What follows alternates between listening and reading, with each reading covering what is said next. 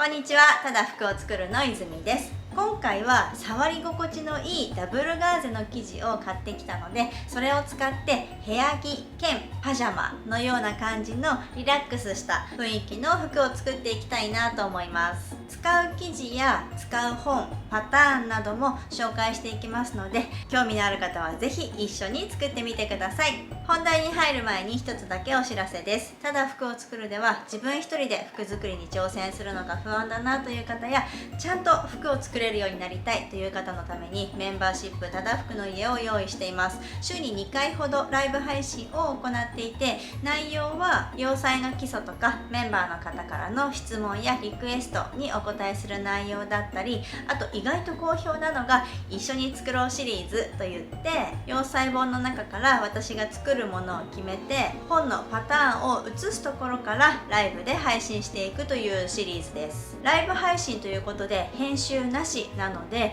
私が実は失敗することもあるんですけど、それもありかなと思っています。アーカイブに残してありますので、ライブの配信時間に見れなくっても好きな時間に何度でも皆さんに楽しんでいただける内容になっています。興味のある方はぜひただ服の家まで遊びに来てください。それでは早速始めたいと思います。スタート。使う本はいつも私が紹介しているこの月寄よしこのシャツ&ブラウスという本です。この中の23番ヘンリーネックのチュニックを作っていきたいと思います。特徴はポケットやカフスがなくて、とっても作りやすいシンプルな服だっていうことと、あとは首周りに襟がないということですかね。で、首周りどうやって作っているかっていうと、バイアステープで生地端を処理しています。そして一つポイントなのが、ここの前の短冊開き、ここにボタンがあって、ここを開けて着るようなデザインになっています。ここがね、ちょっとケンボロ開き、シャツのカフスの部分のケンボロ開きみたいなデザインになっているのもポイントかなと思います。必要な生地の量は110センチ幅の生地で270センチ、2.7 メートル程度で、接着芯がちょっとだけですね、この前立ての部分に使います。パーツもとってもシンプルで、この袖と前身ごろ、後ろ身ごろ、あとは前開きの短冊の部分とバイアステープ、これだけで完成します。今回私が使うダブルガーゼの生地はこれです。ちょっとシワ加工のしてあるしっとり柔らかい感じのダブルガーゼの生地を使いたいと思います。では裁断したいと思います。はい、こんな感じで裁断が終わりました。では一つずつパーツを見て確認していきたいと思います。まずこれがバイアステープですね。バイアステープは今回私は同じ生地が残っていなかったので、余っていた似たような色の生地で作りました。そんな感じで作っていただいてもいいかなと思います。袖です。袖口は縫い代3センチで、あとは全部縫い代1センチでつけています。で、気をつけてほしいのが、どっちが前なのかどっちが後ろなのかっていうのを書いておくことと、合い印にしっかり印をつけて、こんな感じでチョキンと切り込みを入れておいてあげてください。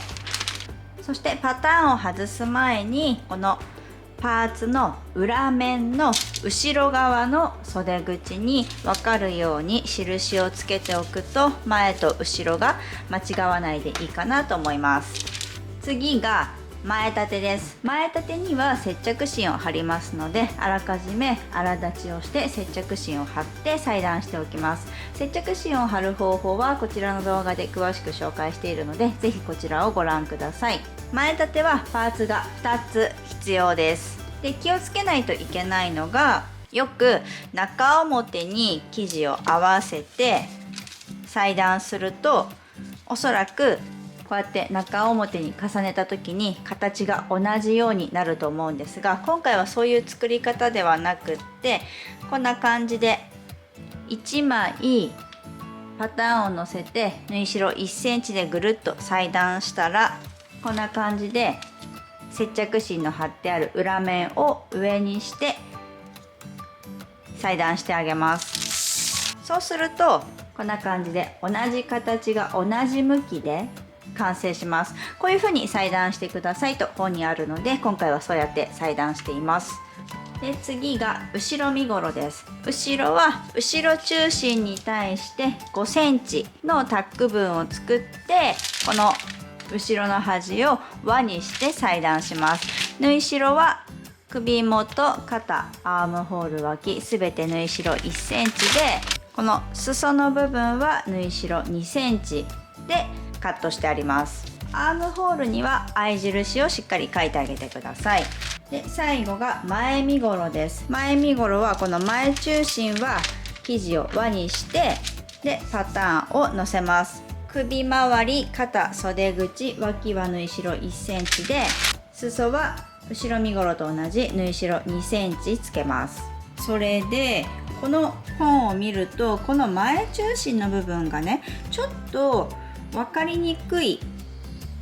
裁断方法になっているかなと思っていて、なんでこういう風にするのかなって思ったら、おそらくこの作り方を見た時に、この月寄さんの優しさで縫う時にみんなが間違わないようにっていう配慮で、こういう裁断の方法をとっているのかななんて思ったんですけど、ちょっと私この方法でやらない方が縫いやすいので、今回は普通に生地を輪にして、この前中心をパターンに合わせて、前中心には縫い代なしで裁断しています。次回以降になると思うんですが、ここの部分の作り方もちゃんと詳しく紹介するので安心してください。なのでこの方法で裁断してもいいですし、この本の通りに縫い代をつけて裁断してあげてもどっちでもいいです。ではまずは後ろ身ごろから作っていきます。後ろ身ごろの後ろ中心にはタックが5センチ幅で入っているので、まずはここのタックの部分を縫っていきます。今これ裏面が見えてる状態なんですけど、このままでいいので、この輪のところから5センチの部分で縫ってきて、返し縫いをして留めておきます。縫い止まりの位置は返し縫いをしてあげてください。今はこれは裏面が上に来ているんですけど、ここの今縫ったタックの部分をこんな感じで開いて潰すようにして、でここが5センチになるように測りながらアイロンをかけてあげると、曲がらずにまっすぐアイロンがかけられます。で表面に返すとこんな感じで縫い目のところが出てくるので、この周りに 0.5 センチ幅くらいでこの字でステッチをかけていきます。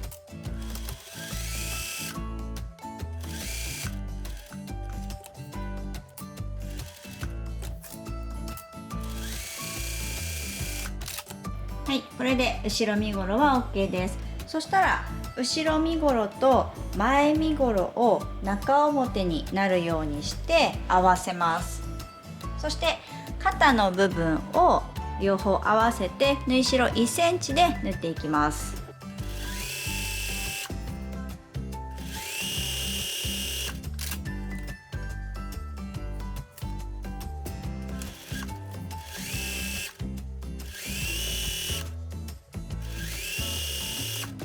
今縫ったところにロックミシンをかけます。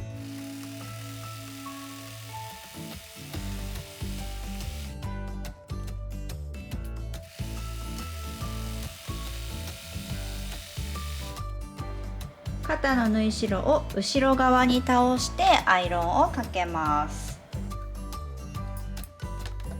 前後の身ごろがつながったら、この首周りの部分をバイアステープで処理をしていきます。身ごろの表面を上に向けるようにしておいて、バイアステープを中表にして合わせます。この時に前中心の位置を少し外してあげて合わせてあげるのがいいかなと思います。でここを縫い代1センチで縫っていきます。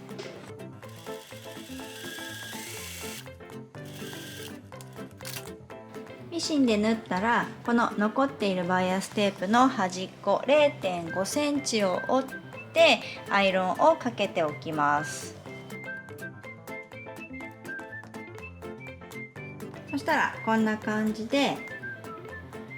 バイアステープを折り込んでバイアステープの際にステッチをかけていきます。この裏バイアスの方法の詳しい縫い方はこちらの動画で紹介してますので、この動画も参考にしてみていただけたらいいかなと思います。